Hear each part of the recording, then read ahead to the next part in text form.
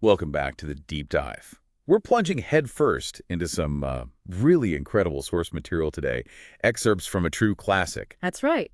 This takes us right into the heart of 19th century Petersburg, and we see it through the eyes of a struggling student named Raskolnikov.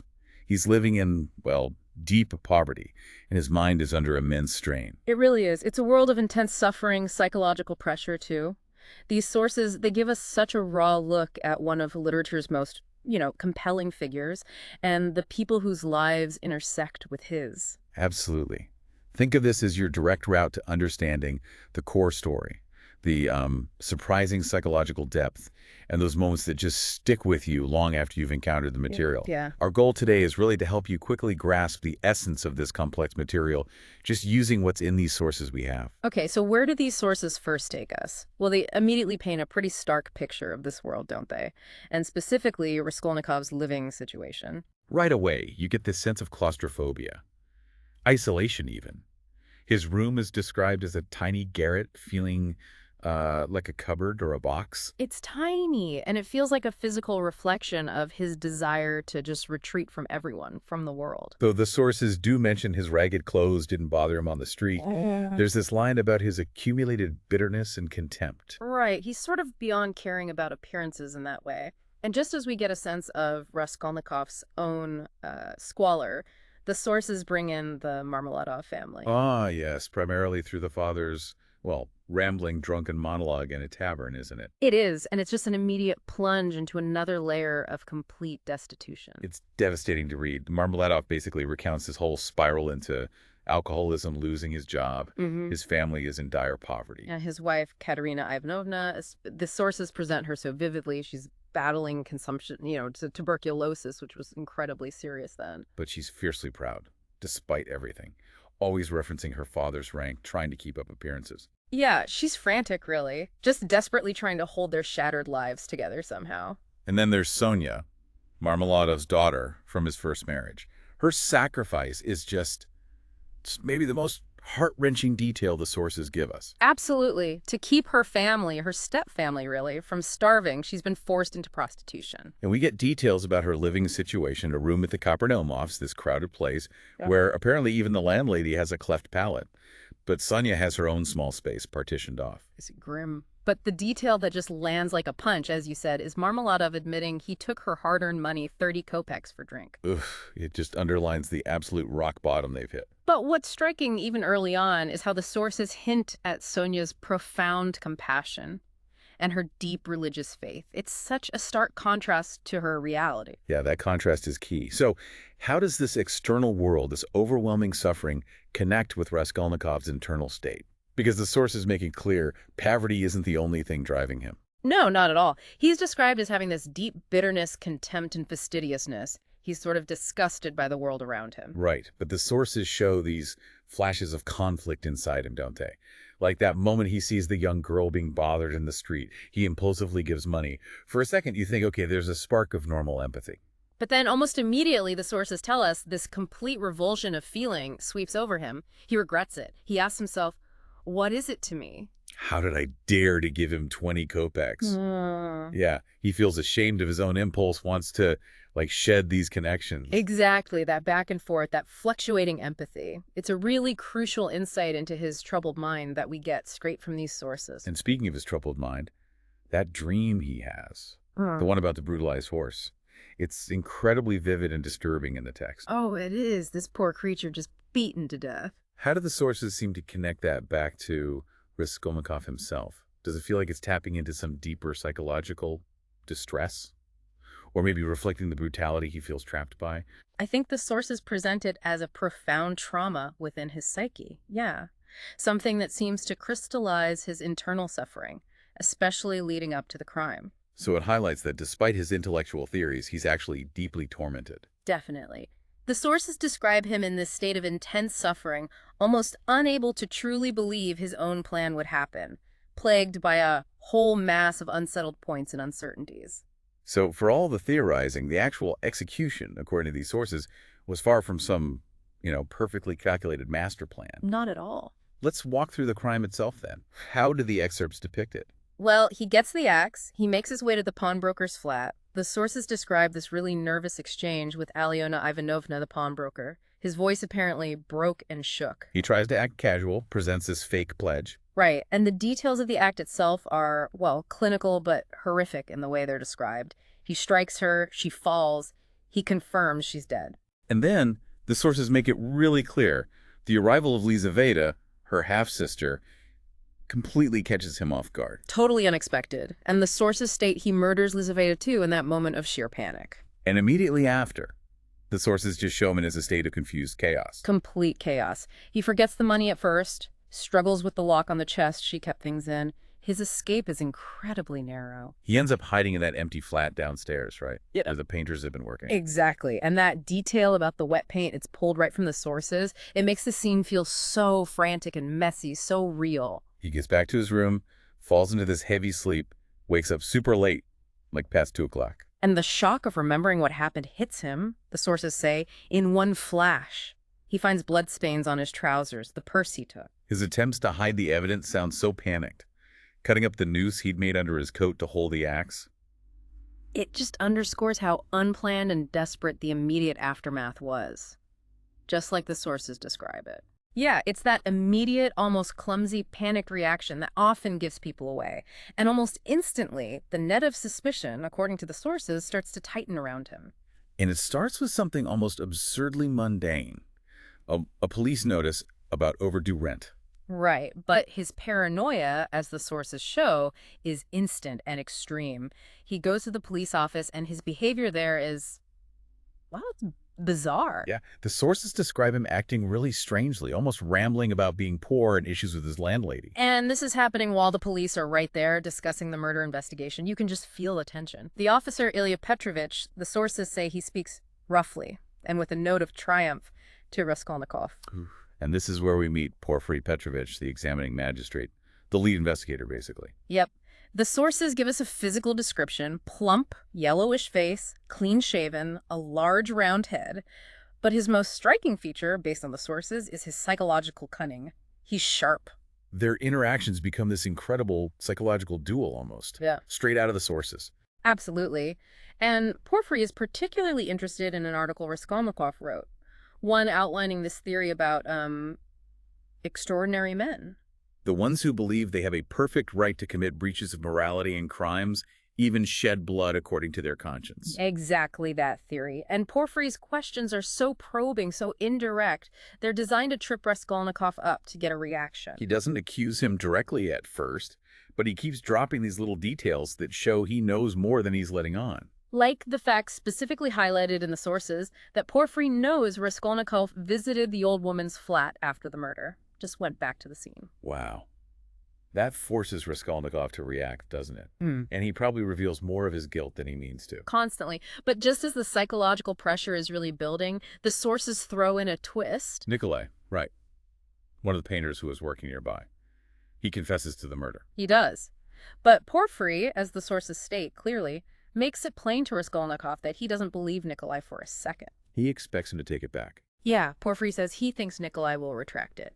His focus remains squarely, unnervingly, on Raskolnikov. Man, as intense as that central conflict is, the story, based on these sources, is really woven together by this whole network of supporting characters whose lives are just deeply intertwined with Raskolnikov's. Oh, definitely. There's Razumihin, for instance. Raskolnikov's loyal, energetic, and the sources call him somewhat boisterous friend. Right.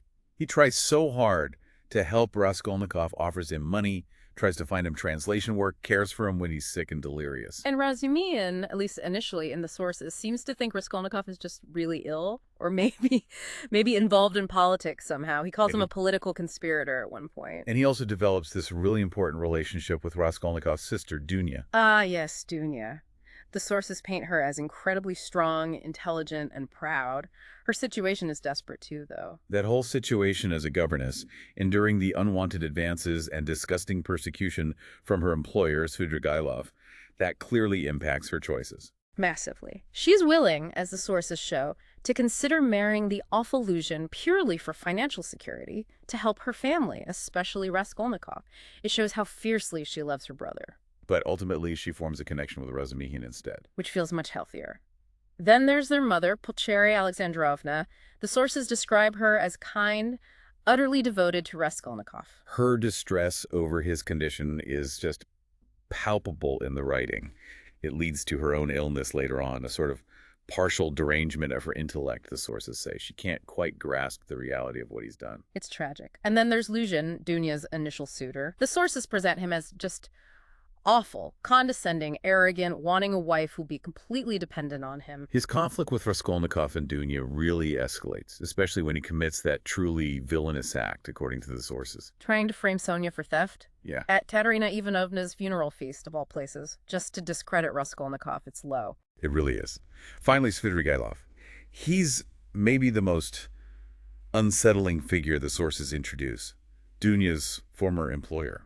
Definitely unsettling. He has this disturbing past, hints of cruelty to his late wife, Porfiry Petrovna, and also to a servant girl. And he maintains this lingering obsession with Dounia, as the sources put it. But the sources also show these weird contradictions in him, don't they? They do. He shows this unexpected generosity towards the Marmeladov children after Katerina Ivanovna dies. He leaves them money, arranges for their care in orphanages. And he has that strange, almost philosophical chat with Raskolnikov, talking about seeing ghosts, believing they're like shreds and fragments of other worlds, musing on morality. It's bizarre. Very bizarre. And here's where it gets incredibly revealing, according to the sources. Svidrigaïlov tells Raskolnikov he overheard his confession to Sonia. No way. How? Through the thin locked door connecting their rented rooms. He was literally next door listening in. Wow. Okay, and he later confronts Dounia, right? Tries to force himself on her. He does. But the sources describe her pulling out a revolver he'd given her earlier. She fires twice, only grazes him. He lets her go. And then what happens to him? He gives away some money, spends a night having strange dreams, and then, the sources state, he takes his own life, shoots himself outside a hotel early in the morning. Goodness. So with all these characters and events colliding, the narrative, as the sources present it, is heading towards its climax. Confession, and then this long, difficult path towards maybe redemption. That seems to be the trajectory. The death of Katerina Ivanovna is depicted quite starkly in the sources, her consumption worsening rapidly. And that chaotic funeral feast. Yeah. Completely derailed by Luzhin trying to frame Sonia. It just highlights the tragedy of her life right up to the end. In her final moments, the sources describe her handing her children over to Sonia, saying something like, "I hand them over to you. I've had enough. The ball is over." Just heartbreaking. It really is. And this leads directly to that pivotal scene the sources give us. Raskolnikov confessing everything to Sonia in her room. Yeah, an intensely emotional confrontation. He struggles so much to rationalize what he did, even to her. He talks about his theory, right? The Yeah. extraordinary man idea, that he thought he had a right to break the law. He does. He claims, and these are phrases from the sources, he wanted to murder without casuistry, without clever justifications, to murder for my own sake, for myself alone, testing himself. But then in moments of just raw honesty, the sources show him crying out, "It was the devil that killed that old woman, not I." Like he can't fully own it himself. Exactly. And Sonia's reaction, according to the sources, is absolutely crucial. She's horrified, of course. But she responds with this profound pity and this unwavering moral clarity that comes from her faith. She doesn't excuse him, but she shows him a path forward. Yes. She tells him he needs to confess publicly. Go to the crossroads, she says. Bow down, kiss the earth, and say aloud, "I am a murderer." That's powerful imagery. And Raskolnikov really struggles with this afterwards, doesn't he? After talking to Sonia, and then later talking with Dounia. He does. The sources show him seriously contemplating suicide, but ultimately he rejects it. He recognizes, as he tells Dounia, that it would just be an act of pride. So as the sources depict it, he starts walking towards the police station to confess. He remembers Sonia's words. And there's that moment where he actually does it. He bows down in the public square just as she told him to. It's this huge public act of submission. And then, finally, he arrives at the police office to confess. The sources touch briefly on the aftermath, but it's clearly not a quick fix, is it? No fairy tale ending here. Raskolnikov gets a sentence, 7 years in Siberia, which was actually considered somewhat lenient, partly because of his confession and others testifying to his occasional good deeds. And Sonia, true to the character we see throughout the sources. Absolutely. Shows that unwavering support and decides to follow him to Siberia. She finds work there as a seamstress, visits him when she can. We also see in the sources a more straightforwardly hopeful outcome for Razumihin and Dounia, right? Yeah. Their future together looks bright. It does. They plan to eventually move to Siberia themselves to be near Raskolnikov. But Raskolnikov's state in prison, according to the sources, remains really difficult. He's still ill, physically and maybe spiritually. Yeah, he has that disturbing dream about a devastating plague where only a few pure chosen people survive. It suggests he's still wrestling with his ideas of exceptionalism and the meaning of all the suffering. He continues to struggle internally with his crime. He doesn't fully repent, not in the way you might expect, for a long time. But the sources do end with a strong glimmer of hope. Sonia's presence is this constant, quiet support. She gives him a Bible, the same one Lizaveta had, actually. Oh, wow. And the final lines we see in the sources, they look forward, not backward. They focus on the possibility of a new life beginning, stating, 7 years, only 7 years. Yeah. It's presented as a testament to the potential for redemption, for renewal, found perhaps through suffering and, importantly, through love. Wow. Yeah, diving into these sources really reveals the intense psychological landscape, doesn't it? And the powerful human connections at play.